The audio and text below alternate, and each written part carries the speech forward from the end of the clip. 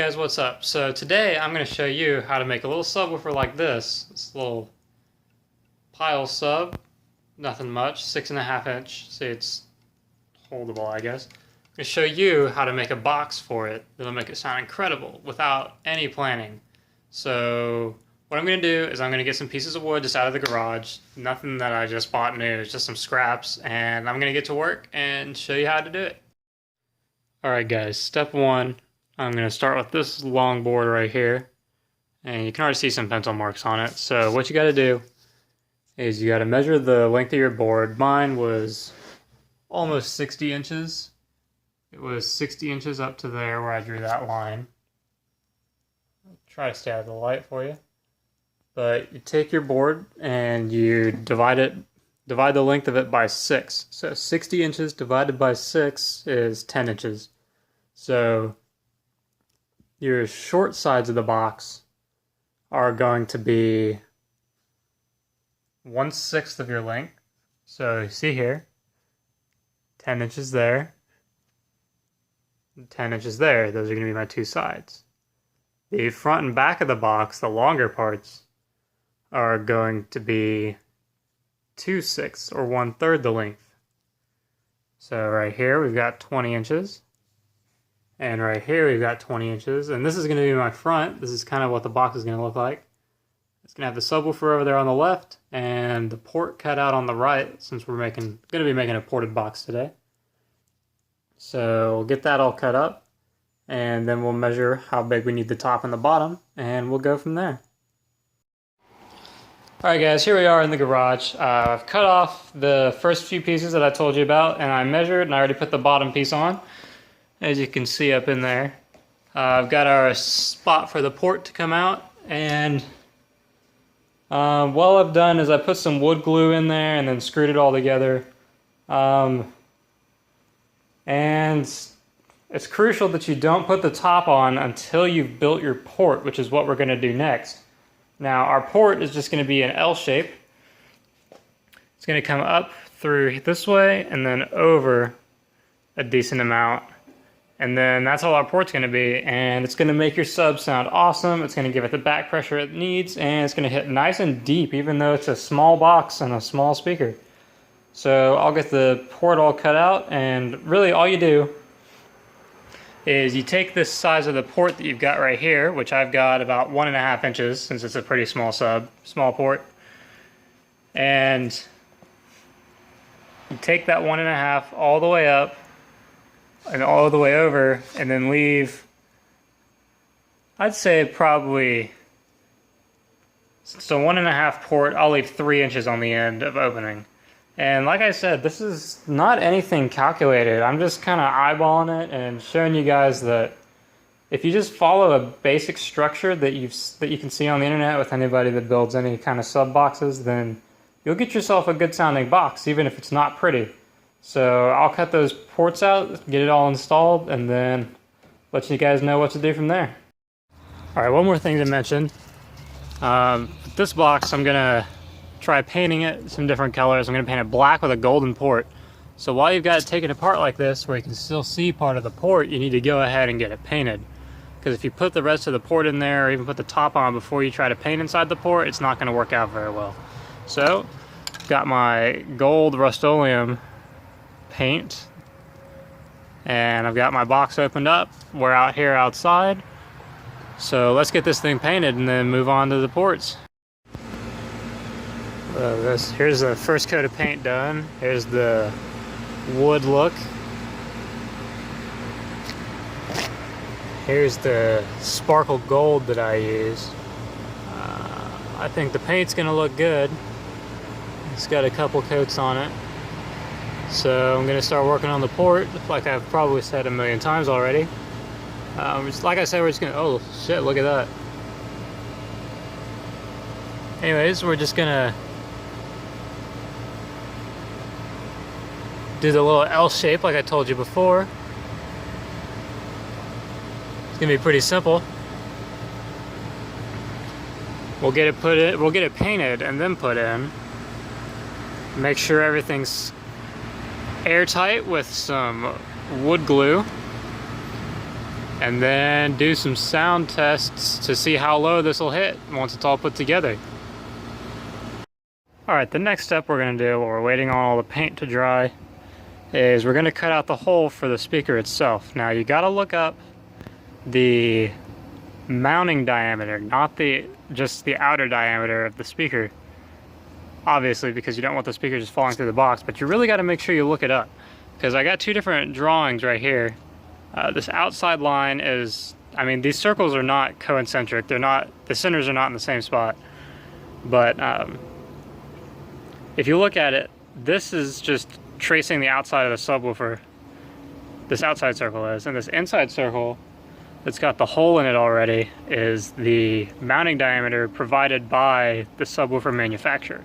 So make sure you look that up, and then if you don't have a fancy router with a circle cutting bit to it, or guide, I guess, just use a jigsaw like I'm going to use, and just take your time with it, go slow, and it'll come out close enough to perfect that you can fit it in there without noticing that you didn't use anything fancy. So I'll get that done, hopefully the paint will be dry, and I'll show you how to put together the port at the top of the box. Alright, so here we go. We've got the hole cut out like I showed you earlier, and as you look closely at it, it is not at all perfect, but the sub slides in there and fits in there. It's real snug. There's not any places where I think there should be air leaks, so I think that's going to be pretty good. And just to give you guys an idea of how the port's set up, this is how it is. Here's a big picture of it.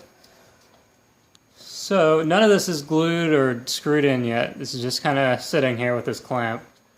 But it's a nice and thin little port.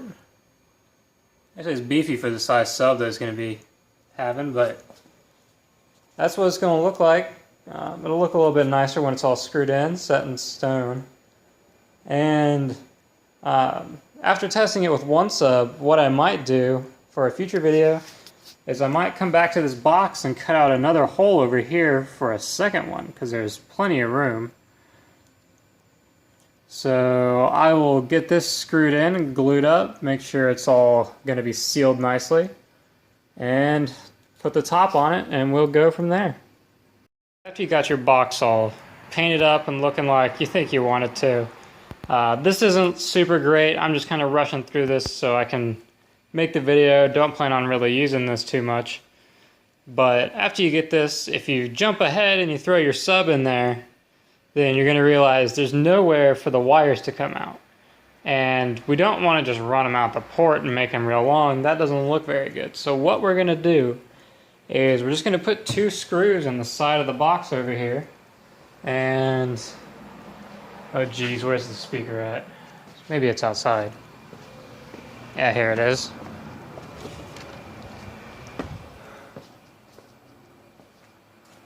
Anyways, I've got these wired in parallel to each other, so that this is a dual 4 ohm speaker. I've got it wired to 2 ohms since they're both in parallel, and we've got these two wire leads coming off the left side. So what we're going to do is, since I planned on my hole being on the left, we're going to put two screws in the side on the left side, wrap the wires around it, and test it out. The easiest way for you to be able to tell which wire is which is simply to use a Phillips screw on one for your positive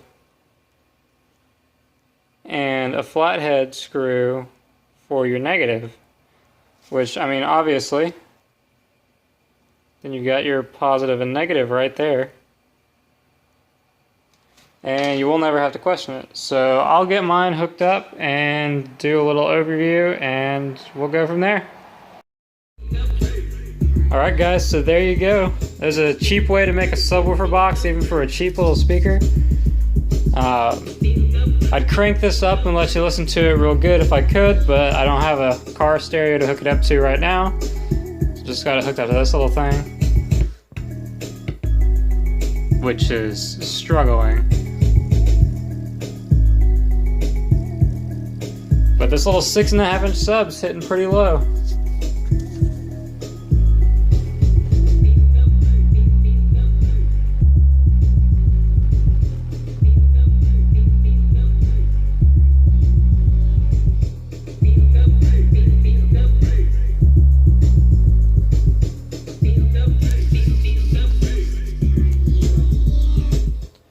Anyways, you'll probably have to put in headphones to hear that real good, but there you go. One thing that I didn't say at the beginning that I probably should have said was, this is not at all a professional way to make a box. This is just me kind of throwing some stuff together. And I've done it multiple times in the past, and I've seen that it works. So I figured I'd show you guys my quick and easy little way to make a pretty good sub box. If you want some super professional competition audio help, you'll probably go look into other pages such as Car Audio Fabrication and The Life of Price. Both of them show you some really neat stuff. They actually work together on some stuff too, but both of them do a lot of competition stuff, super professional, have all the right tools, spend tons of money on equipment. But all of this together, the speaker was basically free for me, but it was like $10 new. A sheet of wood is probably about 10 or 15 bucks. And other than that, all you need some screws, which is maybe $1, and some wood glue, which is only a couple bucks. And like I said, this thing slams pretty hard. I've got some other videos on my page of this sub and a box very similar to this. So if you want to check out what it would sound like on a car audio system, go look through my other videos. And I have this Pile 6.5-inch sub, and I also have a Lanzar Max Pro 6.5. And both of them are really cheap. Like, I guess they're not bad subs, but they're just not the best quality. But they sound awesome. And so check that out if you want. If not, whatever. I hope this helps you saving some money building a quick little box. Like, comment, subscribe for more. Let me know if you liked it. I'm trying to get some more videos up since my camera broke. This one's going to be uploaded on my phone. But I should be getting a new camera here in the next couple days, hopefully. So we'll go from there. Thanks for watching.